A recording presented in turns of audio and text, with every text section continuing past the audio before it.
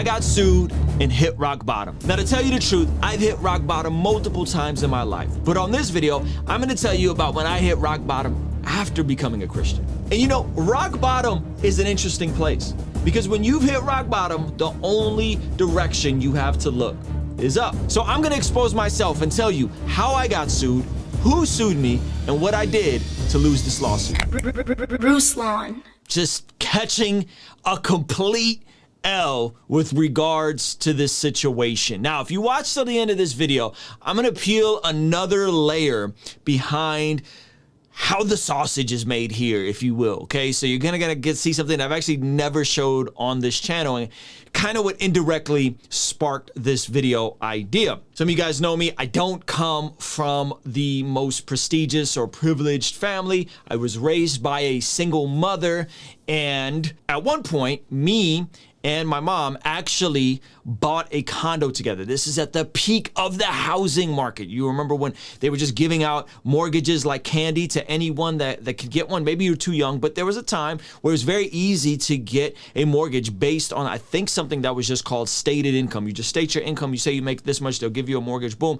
Well, these mortgages all ballooned up at some point, and they created a lot of foreclosures. And at this point, I'm already moved out, I'm married, and the foreclosure situation was under my mom's condo. She's still living in this condo, but there was a foreclosure because she couldn't afford the mortgage anymore. So the mortgage went from being like $2,300 a month to like $4,000 a month because of all these weird mortgages that got passed because they wanted people to become homeowners and some predatory lending and whatever. So my mom can't afford the mortgage, so she lets the place go into foreclosure. Now, I am not the wisest person with money, and I had all these other issues I'm gonna tell you about here in a second, but I'm sitting here like, okay, well, Mom, I guess, you know, this is fairly common. A lot of folks were having foreclosure at the time. Bought the condo in like 2005. I was about 21 at the age. The condo, I'll tell you what it's worth, wild amount now. So we bought the condo, 400 grand at the time here in Southern California, and she lets this condo go into foreclosure. Now, what the condo also had was an HOA attached to it. The HOA was about, I don't know, $100 a month. She just stops making the payment all together. She said, my mom just stops making the payment. Okay, so I moved on. Now, me and my wife at this point, we like are finally getting on our feet. This is in the middle of the '08 recession. Okay, remember '08, stuff got crazy, foreclosures everywhere, it tanked the market. So we finally get our own a place. We're finally on our feet. We have our own little apartment, and we are like, dude, you know, this is some scary stuff. I'm still in school. She's working 2 jobs. I'm doing music at the time. And so the year is, I believe, 2011. And we're like, okay, we finally got some momentum going. I got some momentum going with music. We're like, dude, we're gonna get out of debt, right? And so the year 2010, 2011, the beginning of 2000, the middle of 2010 through 2011, we get on this debt-free journey, and we're gonna get out of debt. By any means necessary, we are getting out of debt. And so we are doing a debt snowball, we're you know, paying off. And so this is halfway through this debt-free journey. We're trying to change our family tree. We're trying to change our just generation. We know we wanna have kids someday. We know that we want her to come home when we do have kids. I'm trying to be an artist, full-time artist, rapper, this whole bit. I'm putting out music. We do a song a week for the whole year of 2011. So boom, we're on this debt-free journey. And at this point, we had about $20,000 of student loan debt, about $46,000 of debt total. Okay, now we're newlywed, working Joe jobs. And we are paying this off. In the middle, halfway through, we pay off about $20,000. I'm going to work. My wife is going to work. She calls me and she goes, hey, our accounts are emptied out. And I'm like, our accounts are emptied out? What do you mean? She's like, there's no money in the bank. And this is like the second of the month. Thankfully, we had just paid our rent. We had our emergency fund and we had some money in there for bills. Everything is emptied out. Savings is emptied out, completely emptied out. And I'm like, what? Like, our accounts are emptied out? Well, what I didn't tell you is that my mom let that condo go into foreclosure. Those HOAs, they started sending me letters attempting to take me to court. And me, being a complete derelict and dummy, was like, oh no, they have my name misspelled here. My name is spelled with an OV. They had an OG at the end. They misspelled my name. So I'm like, well, that's technically not me. They're sending me these letters, but it's not me. I'm not going to court for this $1,200 of HOAs. Remember, $100 a month. She lets it go for a year. There's $1,200. She's moved on. She got a new place. The place is already gone to foreclosure. So $1,200 of HOAs rolls into court. Me not showing up, them sending me the letters, me saying, well, they don't have my social security information. They don't know it's me. My name is misspelled. And this rolls in to getting multiple notices to go to court, not going to court like a complete idiot, and them getting a judgment on me. $1,200 turns into, I think, $3,500 after the court fees and interest. It was a $5,000 worth of debt. $5,000. $1,200 turns into $5,000. They get a judgment on me, and when they get a judgment on you, they're coming for that money. It's a wrap. There's no settling. There's nothing. So again, mind you, we're trying to pay off our debt. We're halfway through this process. I wake up, accounts levied, no money in the bank. I find out that I have this additional $5,000. I call them. I'm trying to work with them. They're not working with me. They're just like, this is what you owe us. It gets worse. It gets worse. I go check my credit. Didn't check my credit because at the time I'm like, well, I know I have a ton of debt. Doesn't really matter. I go check my credit. Remember I told you guys the first mortgage went into foreclosure? Guess what? That second mortgage, that foreclosure, that stayed on my credit. There was no forgiveness for that one. So I wake up one morning to no money in our bank accounts. As a newlywed, we're on our own. Thankfully, we just paid rent. I go and check. I discover I owe another $5,000, right? I then go and check and discover another $60,000 on my credit that I am liable for. Because I thought, well, yeah, I co-signed on this condo. It was years ago. It was 2005. This is 2011-ish at the time. They got my name misspelled in HOAs. I'm not responsible for it. What does it matter? Right? That's what I'm thinking. Nope. All of this is on my credit. All of this I'm liable for. All of this I'm responsible for. Okay? And at that moment, the thought hit my head that I'm probably going to have to file for bankruptcy. That's the first thought that come to my head. Before I tell you the rest of the story and how this goes, if you're finding value from what we're doing here, consider partnering with us on Patreon. It really does help a lot. It's $10 a month, and it helps us make better videos, hopefully get a bigger space, expand our team, so on and so forth. So if you would do that, that would mean the world to me. Link is in the description. So now there's an additional $65,000 of debt. Remember, I got $45,000 of debt. We paid half off. We paid $20,000 off because we want to do well. We want to build our life in a way that honors God with our finances. We don't want to be in debt. We want my wife to come and stay home. We don't want to be, just stuck in the rat wheel race, right? Like we're over it. Like we're over multi-generational poverty. So here I am, young man, wife working 2 jobs, $100,000 in debt. $100,000 total. But something incredible happened. Dare I say something miraculous happened. That moment, I was doing music. We weren't super popping. We were going a group called The Breaks, THEBREAX. You can look it up. Some old videos. We had, working on a song with Lecrae, working on a song with all these people. It was a good time, 2011. And we were doing a song a week. And at that moment, I said, well, I don't know what I'm going to do. And this idea came to me.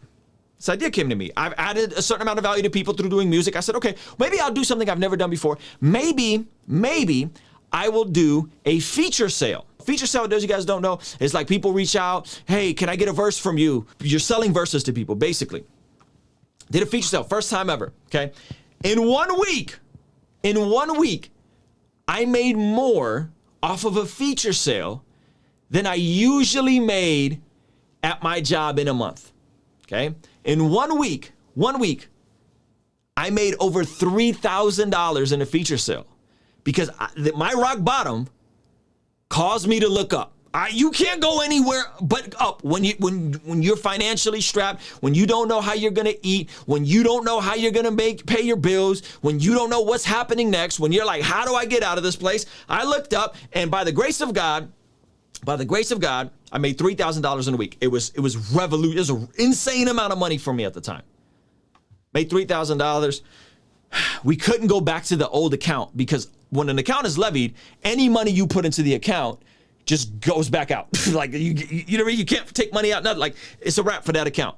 So we had to open an account just in my wife's name because her credit, she didn't have anything to do with all this debt. They couldn't sue her. So all of the money I made, I kept putting in my wife's account for like months after until I settled this entire situation. So what happened? That unlocked something in me. That moment unlocked something in me and showed me that despite the fact that I made some past stupid decisions with money, and that it was my fault that I got sued, and it was my fault that I lost, and it was my fault that this judgment came up, and I was an idiot for not showing up to court. But what it taught me is that I had a certain skill set, and that my skill set served some degree of value to the marketplace, and people were willing to pay for features. A lot of these features didn't even come out because people just wanted to do a song with me. And I'm not even booming. Like at the time, I'm like 1,500 followers. Instagram was new at this point, right? The breaks were kind of popping, but we weren't even that popping. I went back, the breaks YouTube at the time, I had like 1,500 subscribers, 1,000 subscribers, right? So like I'm not even popping, but it showed me that I had some value to offer to the marketplace. And it showed me that I could work hard, that I could kick my work ethic up. I could grind a little harder, right? And the rest of that year, we ended up putting out a song a week, doing this thing called Remix Wednesdays. We put out 3 mixtapes. We put out 2 retail projects. We headlined our own House of Blues show that we sold 400 tickets to. We did songs with Lecrae. We did songs with Andy Mineo. And we went into the following year, 2012, having like 30 college shows booked. And what happened to all that debt, the $5,000 that I owed for these stupid HOA fees, I had to pay that in full. There was no negotiating with them. But I sought some wisdom, and I looked into how to settle debt, and I found out that the $60,000 additional, this is another, in my opinion, this is a miracle. That second mortgage for that $60,000 I told you guys about that I didn't know I was responsible for, and I was, that second mortgage, I was able to reach the people. It's 6 years removed from when the foreclosure happened. And I was able, get this, I was able to settle that $60,000 for $1,000. So keep in mind, there's $100,000 of weight on my shoulders. I think I'm going to go into foreclosure. Okay, that $60,000 got settled for $1,000. That $1,000 costed me $5,000.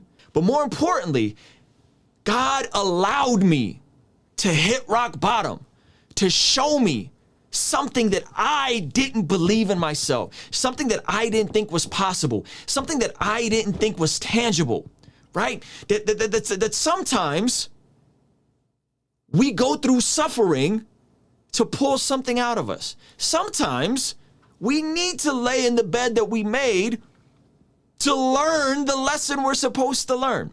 Right? And so in this whole journey, this whole process, everything I've been doing since, we ended up paying off all the debt. We were debt-free within a window of 18 months. Technically, we had over $100,000 of debt. What we actually paid back was about $45,000.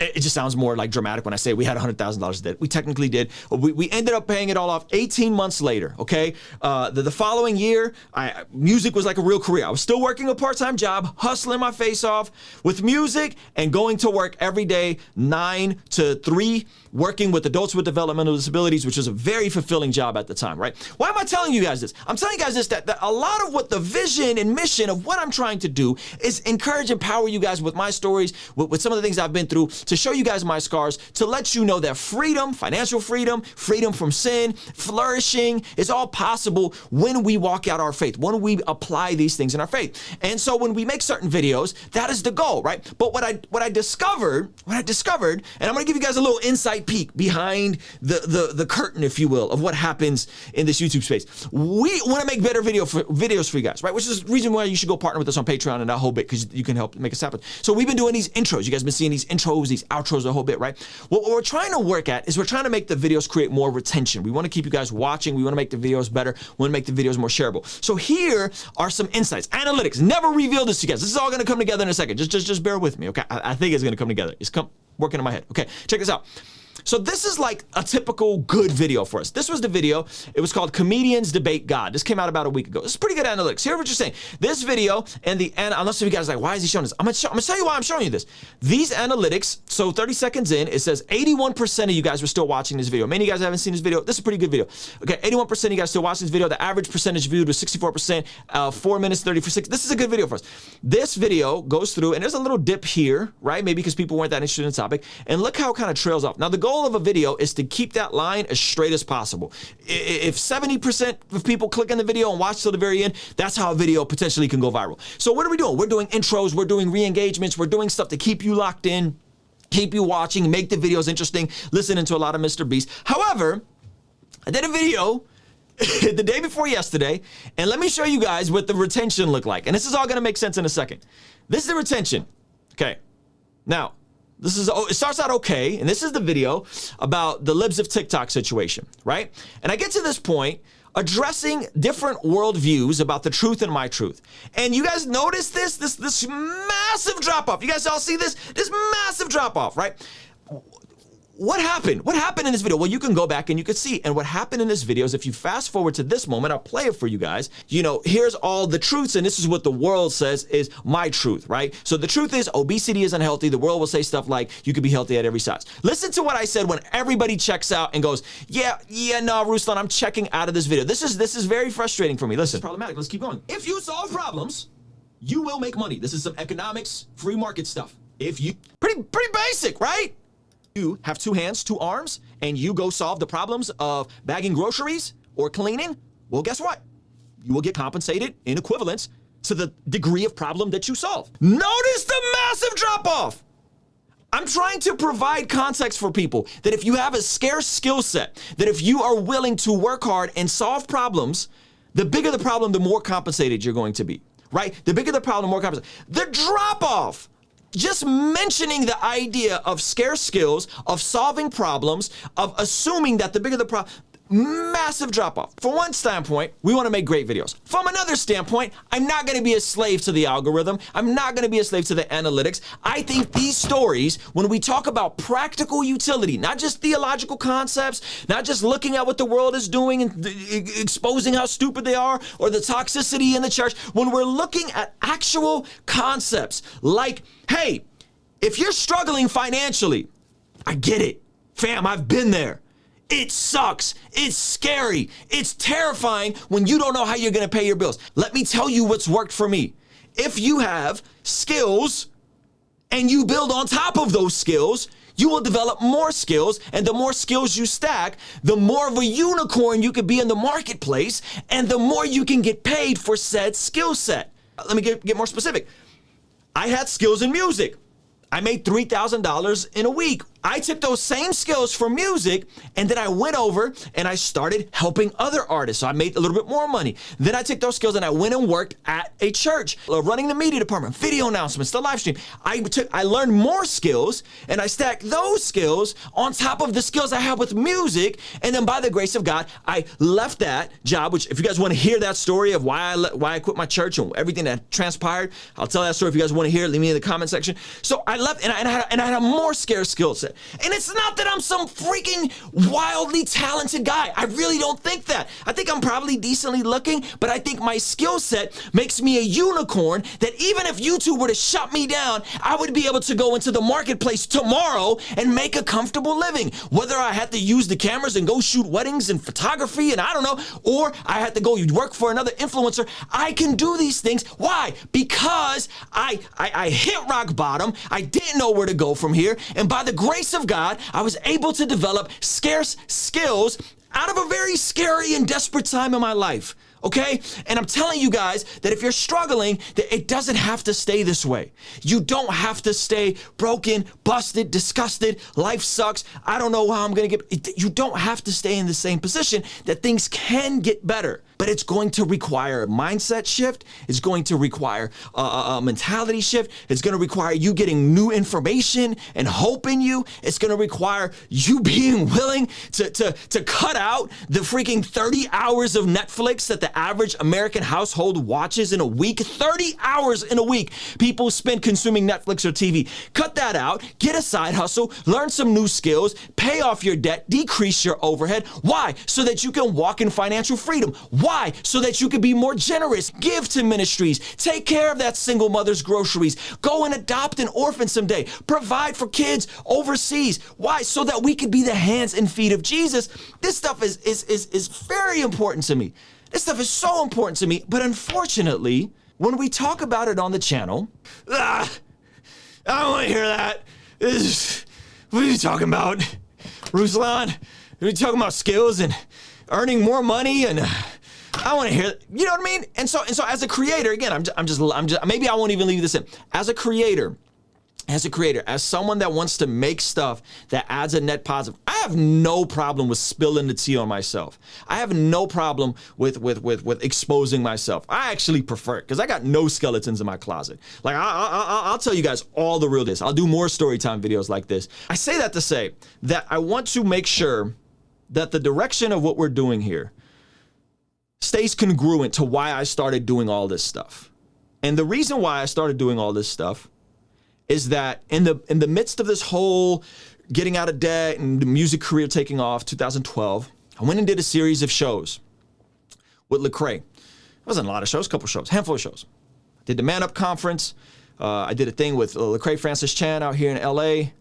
And I discovered that there was a demographic of Christians who I love dearly, that had the right head knowledge and the right theology. But when it came to these topics, skill set, financial literacy, living below your means, they kind of sucked at it. Right? And here I was transitioning from being a young man in my early 20s to now I'm approaching my 30s at the time. And I said, no one's bridging this gap, right? We're all, at the time, young, restless and reformed and this whole thing. But no one's speaking to the real felt needs of this community. Yeah, preach the gospel to yourself. Yeah, we need to preach the gospel. But how does the gospel impact what type of employee you are? How does the gospel impact the type of spouse you are? How does the gospel impact what your generosity is like? How does the gospel impact these areas? And I didn't see that. And that's genuinely, it's why we started making music and King's Dream and Bless God. All this stuff is revolved around there. And what I don't want to do, and what I'm not going to do is drift away from the very reason that I wanted to say anything to anyone in the name of clicks, likes, algorithms, views, stuff that you guys will click on. And so that's the reckoning I'm having, if I'm honest with you guys. I'm gonna package these things in a way that makes you go, oh, I want the tea. This fool got his heart broken by a girl, right? But ultimately, man, the reason why I'm here is because I want to propel you guys and encourage you guys through my shortcomings to act and live God's way so that you could always be in God's will and always point you back to God's word. That's the point of all this. So hopefully that makes sense. Hopefully this video is valuable. If it was valuable, I don't ask you guys to do this all the time. Hit the like button. Make sure you're subscribed with the bell notification on so that when we go live, you don't miss anything. And hit the share. Like that actually really helps. Send this to someone. Like share this stuff because if it was up to me, and by the grace of God, every video that we make will be something like this. It will be something of like, Ruslan takes a massive L. I'm going to tell you guys my deepest, darkest secrets. But God, but look at how good God is. That in my worst rock bottom state as a completely failed man, that I was able to look up and God did something miraculous in a couple different areas. And I'm in such a unique and privileged spot to be able to do this as a living, guys. I know I'm gonna give account for my word. You know what I mean? I know I'm giving account for these things, and I want to make the best video possible, and I want to make the best content possible. But this kind of stuff bums me out, man. Like, it's like really practical game tied into a relevant topic, and then it's just like, you know, and I'm like, you know what? I don't care what Mr. B says. Sometimes we're going to go long. Sometimes I'm going to have to give you guys unnecessary details, but God willing, all this will spur you on to live the way Jesus would have you live in all these areas. All right. Money could be one of the most polarizing topics that causes a lot of confusion and conflict. And the truth is, I think if we're honest, many of us have probably been lied to about money. So if you want to hear more about my journey towards financial freedom, check out this video over here.